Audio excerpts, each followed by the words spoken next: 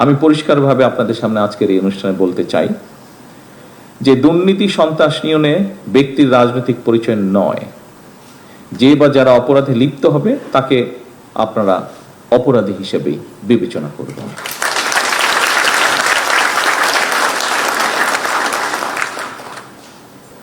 আমরা সমৃদ্ধ, স্বনির্ভর, গণতান্ত্রিক, নিরাপদ, মানবিক একটা বাংলাদেশ গড়তে চাই। আপনি ইউনিফর্মের বাইরে গিয়ে আমার এই কথার সাথে একদম একমত পোষণ করবেন এবং আমি বিশ্বাস করি একজন নাগরিক হিসাবে, এবং আমি বিশ্বাস করি ইউনিফর্মে থেকেও আপনি একজন মানুষ হিসাবে এই কথাগুলো বা এই কথার যে প্রতিফলন সেটি আপনিও চাইবেন একজন বাংলাদেশি হিসাবে। কথাটা শুধু একটা স্লোগান নয়, আমরা এই আকাঙ্ক্ষা বাস্তবায়ন করতে চাই এবং আমরা সকলেই জানি কষ্ট হলেও, ডিফিকাল্ট হলেও, আমাদের অনেক ডিফিকাল্টিজ আছে, তারপরে এটি বাস্তবায়ন করা কিন্তু সম্ভব ইনশাল্লাহ। এবং এটা বাস্তবায়নের জন্য প্রথমেই যেটা প্রয়োজন সেটা স্বরাষ্ট্রমন্ত্রী উনি উল্লেখ করেছেন ওনার বক্তব্যে, সেটা হচ্ছে দেশের আইন শৃঙ্খলার নিয়ন্ত্রণ, জনগণের শান্তি এবং নিরাপত্তা বজায় রাখা। আজকে আপনারা যারা এই ঘরে উপস্থিত আছেন, এই মুহূর্তে সারা দেশের মাঠ পর্যায়ে আইন শৃঙ্খলা নিয়ন্ত্রণের ক্ষেত্রে কিন্তু আপনারা সরাসরি ভূমিকা রাখেন এবং রাখছেন আপনারা। সুতরাং আপনাদের উপরে যে অর্পিত দায়িত্ব, এই দায়িত্বটা যদি সফলভাবে পালনের সক্ষমতার পরিচয় দেন, আমি বিশ্বাস করি যেই কথাটা বলছিলাম যে একটি নিরাপদ মানবিক বাংলাদেশ, বর্তমান সরকারের নিরাপদ বাংলাদেশ প্রতিষ্ঠার পথে এক ধাপ আমরা এগিয়ে যেতে সক্ষম হব। আমি জানি আপনাদের লিমিটেশনস আছে, আমাদের সকলের লিমিটেশনস আছে, তারপরেও আমরা আমাদের অবস্থান থেকে যতটুকু পারি আমরা যদি চেষ্টা করি, সকলে যদি এফোর্ট নেই, আমরা এক ধাপ অন্তত এগিয়ে যেতে পারবো ইনশাল্লাহ, আমি দৃঢ়ভাবে বিশ্বাস করি। উপস্থিত অফিসার্স বৃন্দ, গতকালকে সারা দেশের পুলিশ কর্মকর্তা এবং সদস্যকে আমি বৈঠকে অনেকগুলো কথা বলেছিলাম। সবগুলো কথা প্রথমেই বলেছি, পুনরুল্লেখ করতে চাই না আমি আবার। তারপরেও এখানে যেই বিষয়টি আলাপ হয়েছে, আবারও এরকম একটা বিষয় নিয়ে আসতে চাই সামনে, সেটা হচ্ছে প্রতিনিয়ত যে প্রযুক্তিগত যে উন্নয়ন, এটা আমাদের এখানে যে অপরাধগুলো হচ্ছে এই টেকনোলজির কারণে এটা ধারণ পাল্টেছে। ফলে স্বাভাবিকভাবে পুলিশ প্রশাসনের কার্যক্রমের যে পরিধি সেটার আরো অনেক ব্যাপক এবং বিস্তৃত হয়েছে। স্বাভাবিকভাবেই বর্তমানের পুলিশের কার্যক্রম এখন আরো অনেক কয়েক দশক আগে যেমন ছিল তেমন না। বলা যায় শুধু যে মাত্র শহর বা জেলার ভিতরেও সীমাবদ্ধ তাও না, বর্তমানে যেটাকে বলে ট্রান্সন্যাশনাল অর্গানাইজ ক্রাইম, বৈশ্বিক বাস্তবতা যেটা, এবং এই কারণেই বিশেষ করে আমাদের প্রত্যেক পুলিশ কর্মকর্তাকে আরো বহুমুখী, দক্ষ হওয়া প্রয়োজন। এটা বোধহয় এখন স্বাভাবিকভাবে আপনারা কাজ করতে গিয়ে এই সমস্যাটা ফেস করছেন এবং এটা সময়ের একটা দাবি। এরকম বাস্তবতাতেই পুলিশ প্রশাসনের নির্দিষ্ট কিছু পদ নয়, বরং আমি মনে করি প্রত্যেকটা পদই অত্যন্ত গুরুত্বপূর্ণ, প্রত্যেকটি পদ, যার যেখানে যেই পোস্টিং আছেন আপনি। সুতরাং প্রশাসনের সকল পদেই কাজ করার পেশাদারি মানসিকতা থাকাও কিন্তু অত্যন্ত জরুরি। শুধুমাত্র পদোন্নতি কিংবা নিজেদের পছন্দ মতন জায়গায় পোস্টিং এর জন্যই যদি আমরা মনে করে থাকি, তাহলে সেটা আমি মনে করি যে পেশাদারিত্বের সঙ্গে যে আপোষ, সেই আপোষটা হয়ে যায়। এটাতে হয়তো আপনি আপনার ইচ্ছা মতন বা প্রয়োজন মতন বা চাহিদা মতন পোস্টিং পেলে হয়তো সাময়িকভাবে আপনি এটা তুষ্ট হবেন, হ্যাপি হবেন আপনি, তবে এটা আপনার যে পেশাদারিত্ব আছে, আপনার যে প্রফেশনালিজম আছে, সেটার সাথে কম্প্রোমাইজ করা হয়। সেজন্য আপনাদের কাছে আমার বিশেষ আহ্বান থাকবে যে পুলিশ প্রশাসনে আপনাদের উপর যার যেখানে দায়িত্ব ভার অর্পিত হয়েছে, সেই কাজটি গুরুত্ব সহকারে দয়া করে পালন করবেন, এবং তাহলেই আমি মনে করি ধীরে ধীরে আমরা অবশ্যই একটা দক্ষ, গতিশীল এবং পেশাদার পুলিশ প্রশাসন ধীরে ধীরে গড়ে তুলতে পারব। এক্ষেত্রে একটা কথা আমি উল্লেখ করতে চাই, একটা সরকার যেমন চিরস্থায়ী নয়, আমরা 5 বছরের জন্য নির্বাচিত হয়েছি, চিরস্থায়ী নই আমরা, এটা অতীতেও বিভিন্ন সময় প্রমাণিত হয়েছে, পৃথিবীর সব দেশে এটা প্রমাণিত। ঠিক একইভাবে কিন্তু জনপ্রশাসন কিংবা পুলিশ প্রশাসনও কোনো পদ কিন্তু কারো জন্যই চিরস্থায়ী নয়। আজকের এই সভাতে স্রেফ একটা আনুষ্ঠানিকতা হিসাবে যদি আমরা দেখি তাহলে বোধহয় সেটা ঠিক হবে না, বরং এই সভাটা আজকের হয়ে উঠুক। আপনারা এখানে এসেছেন, সময় দিয়েছেন, আমরা প্রায় 2 ঘন্টা ধরে এই অনুষ্ঠানে বসে আছি। কাউকে কাউকে দেখছি একটু ক্লান্ত হয়ে ঝিমুনির মধ্যেও চলে গিয়েছেন, কিন্তু স্বাভাবিকভাবেই আমরা চাই না যে এটা শুধু একটা অনুষ্ঠানের মধ্যে সীমাবদ্ধ থাকুক, বরং এই অনুষ্ঠানটি যে আগামী দিনের পথ নির্দেশনার একটা গুরুত্বপূর্ণ অঙ্গীকারের একটা মুহূর্ত হোক আমাদের এই অনুষ্ঠানটি আজকে।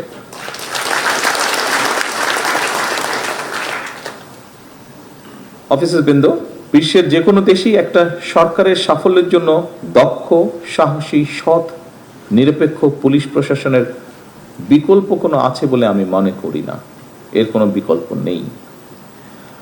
বিপদে পড়লে, যেটি মিনিস্টার সাহেব উল্লেখ করেছেন ওনার বক্তব্যে, গতকালকেও আমি আমার বক্তব্যে বলেছিলাম, আবারও আমি তুলে ধরতে চাই কথাটা, যে বিপদে পড়লে একজন সাধারণ মানুষ কেন, যে কোনো মানুষ, একজন লয়ার হোক, ডাক্তার হোক, ব্যবসায়ী হোক, একজন আপনার যে কোনো পেশার মানুষই কিন্তু প্রথমেই কিন্তু আপনাদের কাছে যায়, অর্থাৎ তার যে এলাকায় লোকাল থানা, পুলিশ থানা, সেখানেই যায়।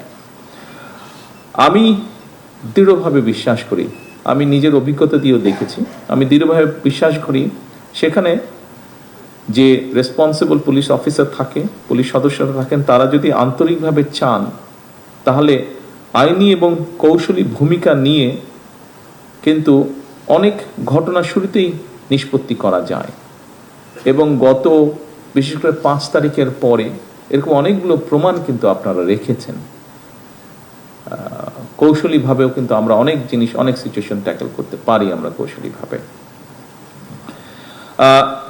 পুলিশের কার্যক্রমের উপরে পুলিশের আস্থা এবং নির্ভরতার সৃষ্টি হলে আমি মনে করি একটা যে নতুন সমস্যা তৈরি হচ্ছে বা হয়েছে, বিশেষ করে 5ই আগস্টের পরে মব ভায়োলেন্স, এই জিনিসটাকে খুব সুন্দরভাবে ট্যাকেল করা সম্ভব হয়। যা মাত্র আমি উল্লেখ করছি, আপনারা গত 1.5-2 বছরের মধ্যে, 1.5 বছর, বিশেষ করে 5ই আগস্টের পর থেকে এরকম অনেকগুলো ইনস্টেন্স আছে যেখানে আপনারা ম্যানেজ করেছেন বিষয়গুলো খুব সুন্দরভাবে।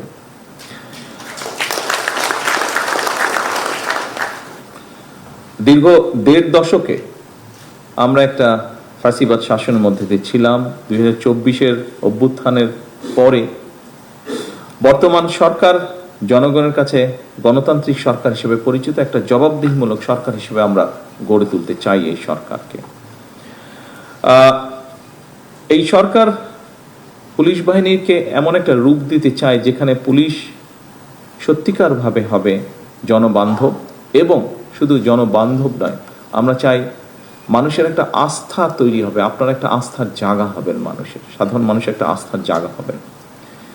যে কোনো দেশই সাধারণত জনগণ পুলিশ প্রশাসনকে সরকারের মিরর বা আয়না হিসাবে কিন্তু চিন্তা করে। কারণ এই যে একটু আগে বললাম, মানুষ বিপদে পড়লেই আপনাদের কাছে প্রথমেই যায়, দুটো জায়গায় যায় মানুষ তার বিপদের টাইপ হিসাবে।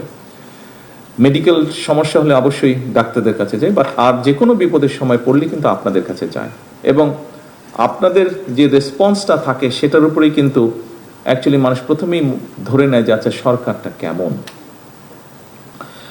এবং সেজন্যই পুলিশ প্রশাসনকে সরকারের আয়না হিসেবে বিবেচনা করা হয়। সুতরাং পুলিশ প্রশাসন সফল হলে কার্যত সেটা সরকারের সফলতা হিসাবেই বিবেচিত হয়। অফিসারবৃন্দ, একটি শক্তিশালী, জবাবদিহিমূলক, আইনসম্মত এবং জনবান্ধব রাষ্ট্র ব্যবস্থা গড়ে তোলার ক্ষেত্রে আপনাদের ভূমিকা অনস্বীকারযোগ্য। বর্তমান সরকার, গতকাল আমি বলেছি, এর আগেও বলেছি, মিনিস্টার সাহেব তার বক্তব্যে একটু আগে উল্লেখ করেছেন, সরকার দুর্নীতি, সন্ত্রাস এবং দুঃশাসনের বিরুদ্ধে আমরা আপোষ করতে চাই না, কম্প্রোমাইজ করতে চাই না। আমরা দুর্নীতি, সন্ত্রাস নিয়ন্ত্রণে অনেক সময় আমরা দেখেছি আপনাদেরকে একটা সমস্যার সম্মুখীন হতে হয়। পলিটিক্যাল পরিচয় বা পলিটিক্যাল আইডেন্টি, ইনফ্লুয়েন্সিয়াল আইডেন্টি, এরকম বিষয় আপনাদেরকে ফেস করতে হয়। আমি পরিষ্কারভাবে আপনাদের সামনে আজকের এই অনুষ্ঠানে বলতে চাই যে দুর্নীতি, সন্ত্রাস নিয়ন্ত্রণে ব্যক্তির রাজনৈতিক পরিচয় নয়। যে বা যারা অপরাধে লিপ্ত হবে তাকে আপনারা অপরাধী হিসেবেই বিবেচনা করবেন।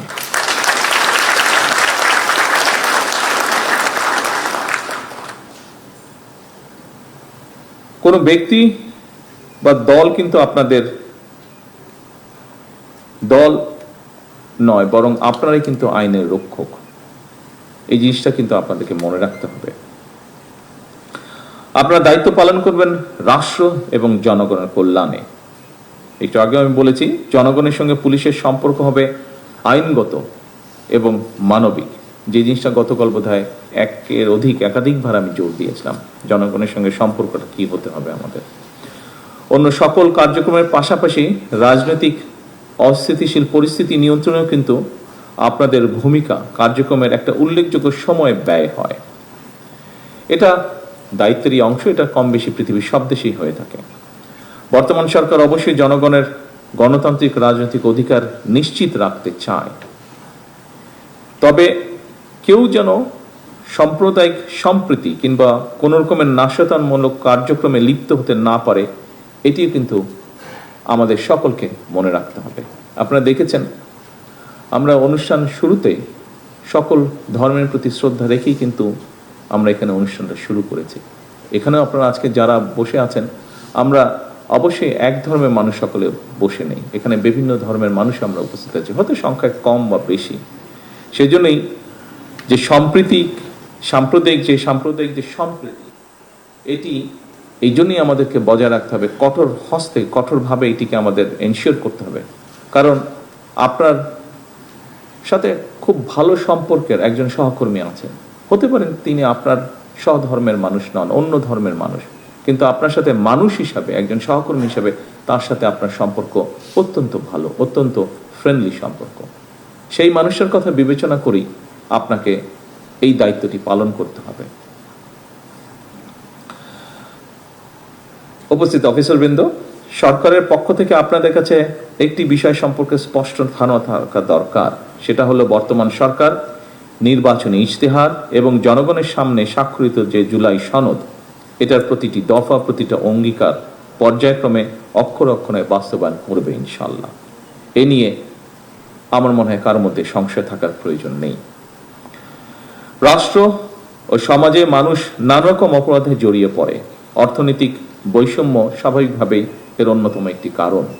এখানে একজন বক্তা বক্তব্যে বলেছেন, স্বাভাবিকভাবেই বেসিক ডিমান্ডগুলো যদি মানুষের পূরণ হয়, সেক্ষেত্রে সমস্যার সমাধান হয়, অনেক সমস্যাই এড়ানো সম্ভব হয়।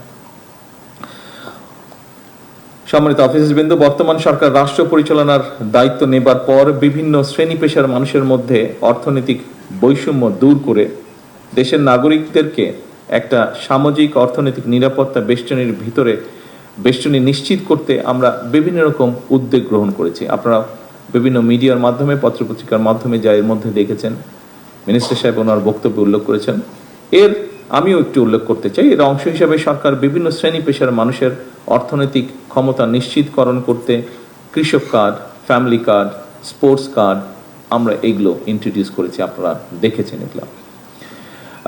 একই সাথে আমরা দেশের যারা আমাদেরকে ধর্মীয় গুরু বা আমরা যাদেরকে ধর্মীয় বিষয়ে আমরা যাদের সাথে কনসাল্ট করে থাকি, সে সকল ব্যক্তি, যেমন মসজিদের ইমাম সাহেব আছেন, মুয়াজ্জিম সাহেব আছেন, এছাড়াও অন্য ধর্মেও যারা ধর্মীয় গুরু আছেন, তাদেরকেও আমরা একটা সম্মানী ভাতা দেওয়ার কার্যক্রম তাদের মধ্যে আমরা শুরু করেছি। আমরা বর্তমান সরকার দলমত নির্বিশেষে রাষ্ট্র ও সমাজের প্রত্যেকটা মানুষকে রাষ্ট্রীয় সামাজিক নিরাপত্তা বেষ্টনীর মধ্যে নিয়ে আসতে চাই, এটি আমাদের লক্ষ্য। অর্থাৎ ধীরে ধীরে আমরা একটি ওয়েলফেয়ার স্টেট আমরা তৈরি করতে চাই। দেশকে বন্যা খরার অভিশাপ থেকে মুক্ত করতে আমরা ইতিমধ্যেই জনগণের শ্রমের বিনিময়ে 20,000 কিলোমিটার খাল খননের কর্মসূচি হাতে নিয়েছি, এবং শুধু হাতেই নিইনি, আমরা কাজটি শুরুও করেছি।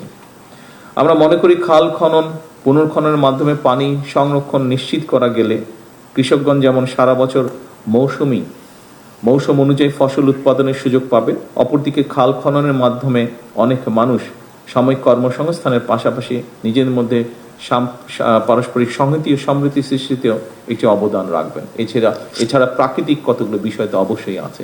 পানির একটি বিশাল সমস্যা সারা দুনিয়াতে তৈরি হচ্ছে, এনার্জি সমস্যার পাশাপাশি।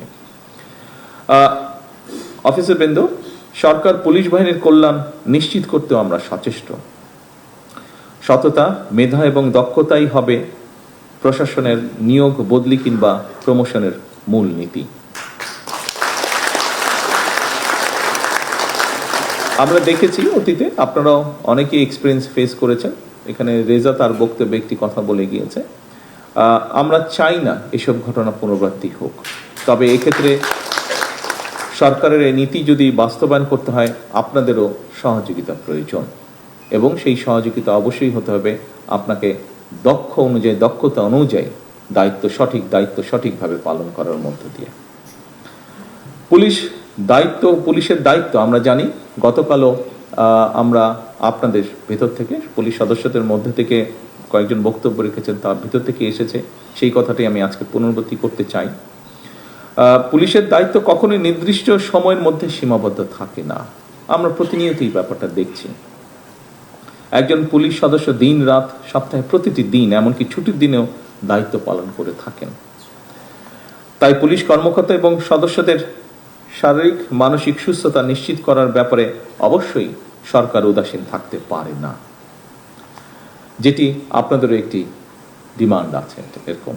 সুতরাং আপনাদের প্রতিটি যৌক্তিক এবং প্রয়োজনীয় প্রত্যেকটি দাবি বর্তমান সরকার অবশ্যই একসাথে আমাদের পক্ষে সম্ভব না। পর্যায়ক্রমিকভাবে আমরা আমাদের সর্বোচ্চ গুরুত্ব থাকবে পর্যায়ক্রমিকভাবে ধীরে ধীরে ইনশাল্লাহ বাস্তবায়ন করা।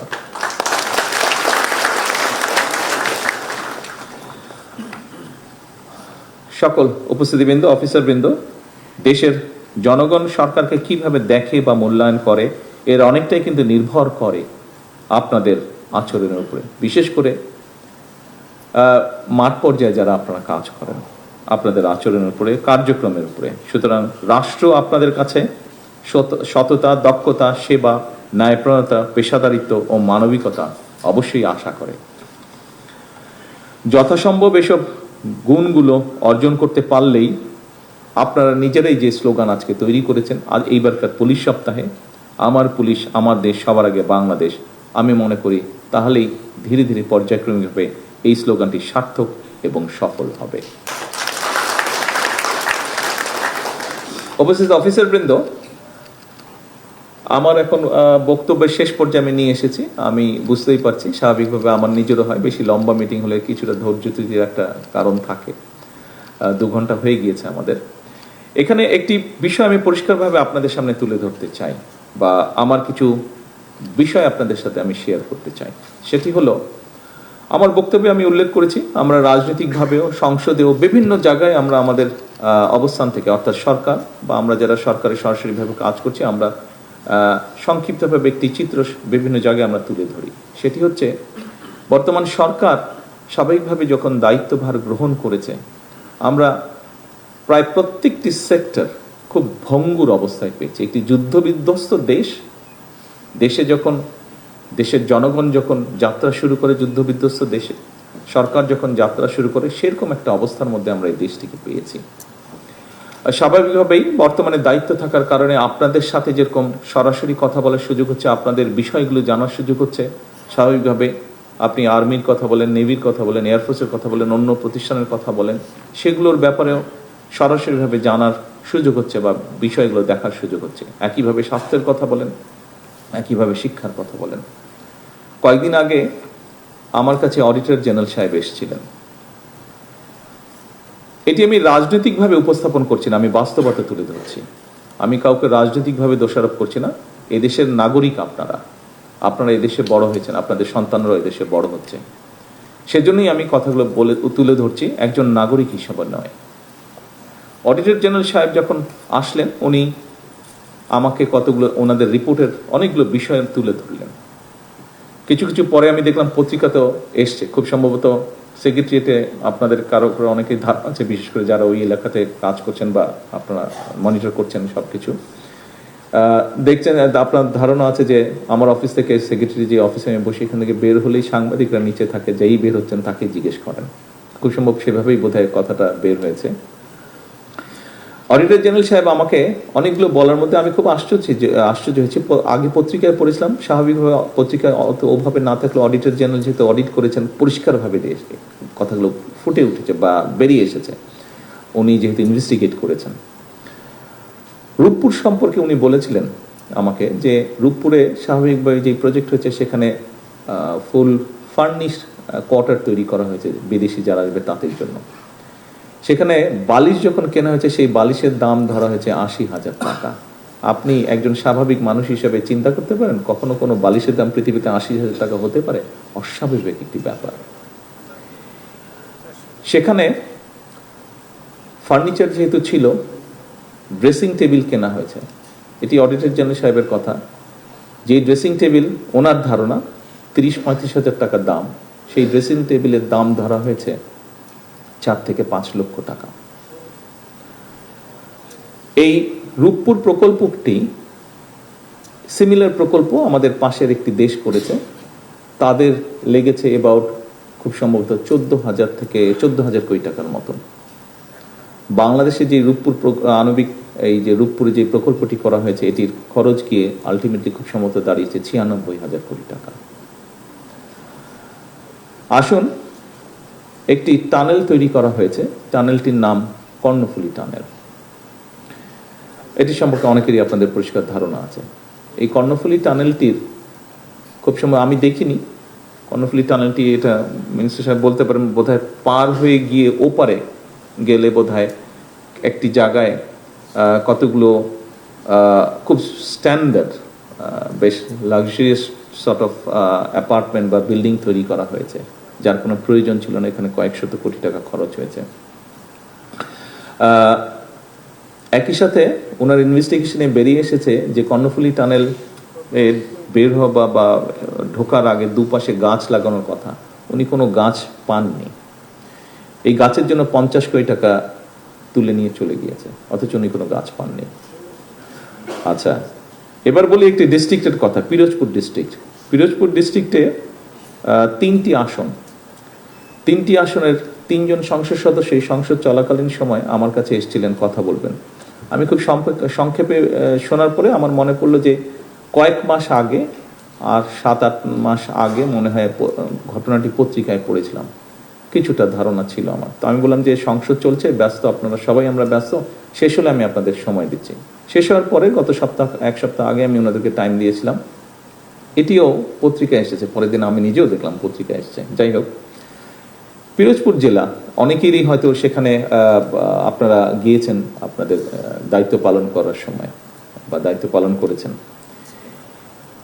এলজিআরডি মন্ত্রণালয়ের ব্যাপারে ওনারা এসেছিলেন।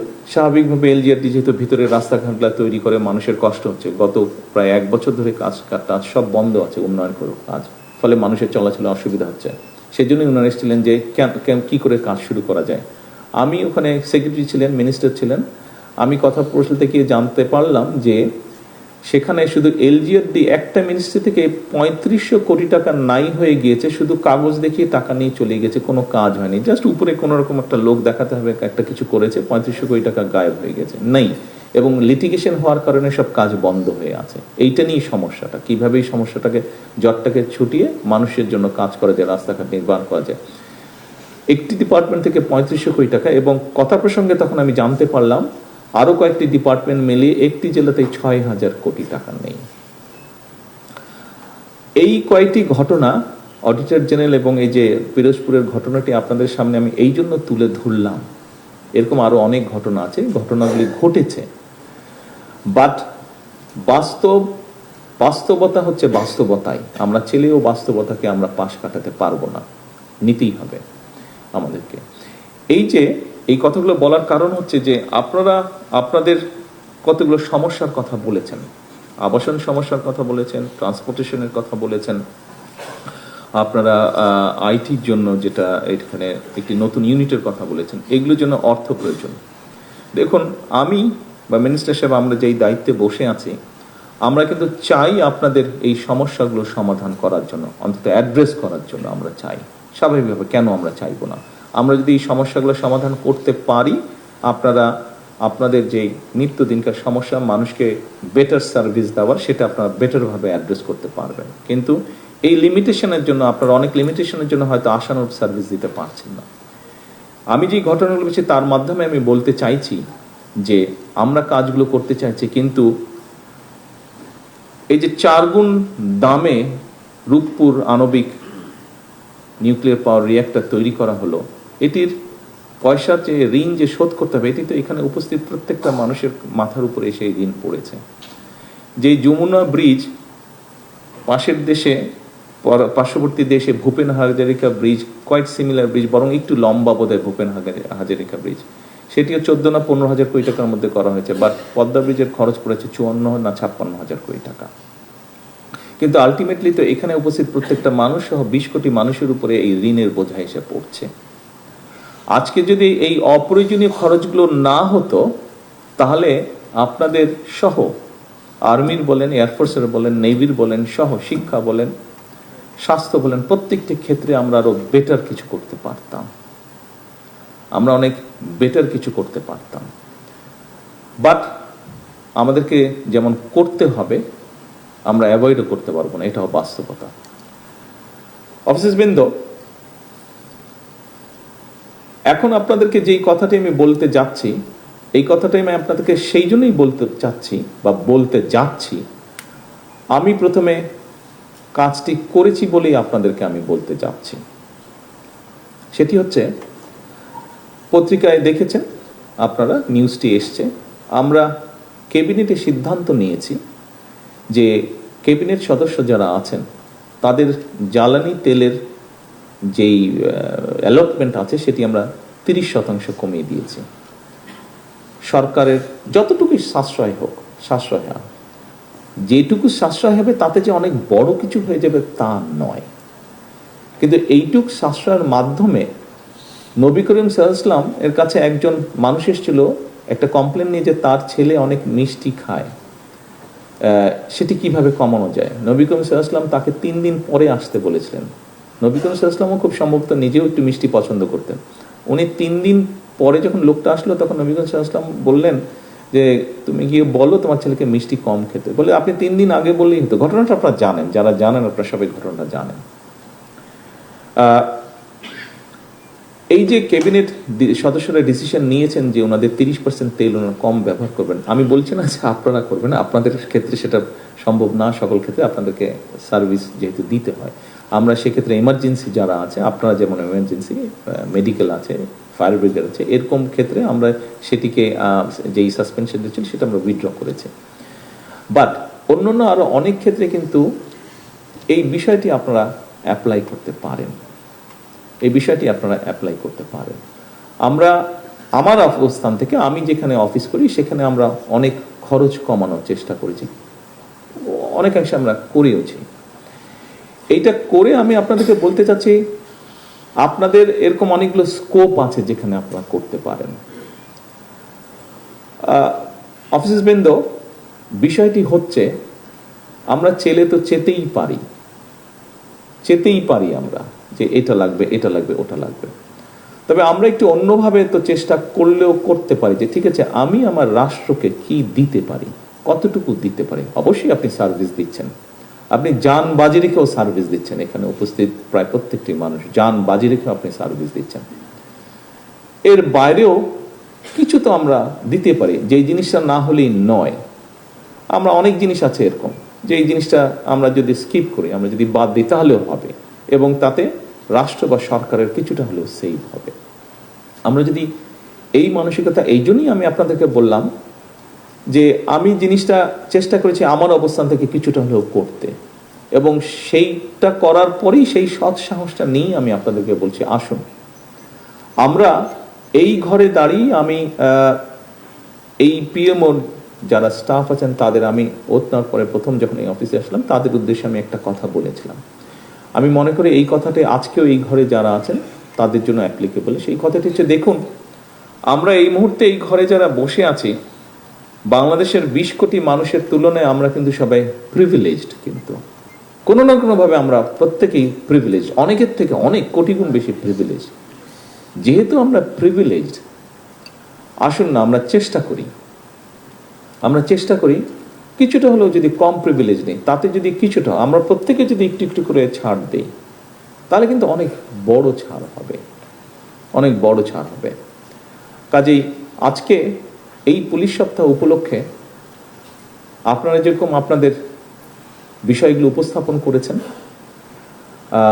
সরকারের পক্ষ থেকে আমিও শুধু প্রধানমন্ত্রী হিসেবে নয়, যেহেতু আপনিও সরকারের জন্য কাজ করছেন, এই মুহূর্তে আমিও সরকারের জন্য কাজ করছি, সেই জন্য আমি আপনাকে আমার একজন সহকর্মী হিসেবে কনসিডার করতে চাই।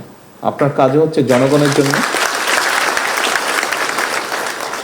আপনার কাজও হচ্ছে জনগণের জন্য। আপনিও কাজ করছেন রাষ্ট্রের জন্য, আমিও কাজ করছি জনগণের জন্য, আমিও কাজ করছি রাষ্ট্রের জন্য। আমাদের লক্ষ্য উদ্দেশ্য একটি বেটার বাংলাদেশ তৈরি করা।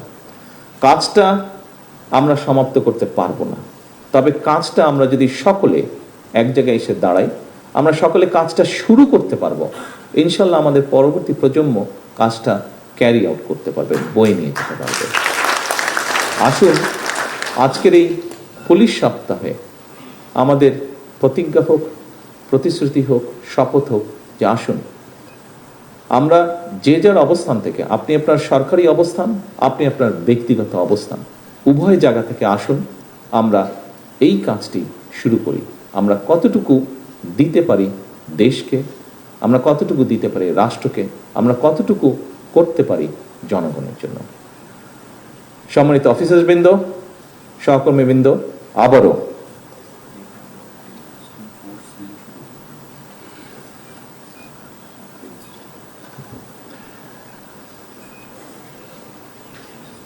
পুলিশের যেই সাইবার ক্রাইম ইউনিটটি আছে, আমাকে মাত্র মিনিস্টার সাহেব বললেন যে এটি আমরা যে এক্সিস্টিং আমাদের যে ইনফ্রাস্ট্রাকচার আছে, সেই ইনফ্রাস্ট্রাকচারের ভেতর দিয়ে আমরা কাজটি শুরু করতে পারবো। এটি হচ্ছে মিনিস্টার সাহেব আমাকে বলেছেন। আসুন আমরা সেটি শুরু করি। এডিশনাল যদি মিনিমাম কিছু সাপোর্ট লাগে, অবশ্যই সরকার সেই সহযোগিতা আপনাদেরকে করবে। সম্মানিত অফিসারবৃন্দ, প্রিয় সহকর্মীবৃন্দ, পুলিশ সপ্তাহ 2026-এ আজকে শেষ যেই কথাটি আমি আপনাদেরকে বলবো, একজন সহকর্মী হিসাবে আসুন আমরা যে প্রিভিলেজড মানুষ আমরা যারা আছি, আসুন আমরা আমাদের অবস্থান থেকে দেশ, জাতি এবং এই দেশের মানুষ, এই রাষ্ট্র, তাদের জন্য যতটুকু সম্ভব আমরা ছাড় দিয়ে আমরা সামনে এগিয়ে যেতে সকলকে সহযোগিতা করি। সকলে ভালো থাকবেন, ইনশাল্লাহ সুস্থ থাকবেন। আসসালামু আলাইকুম।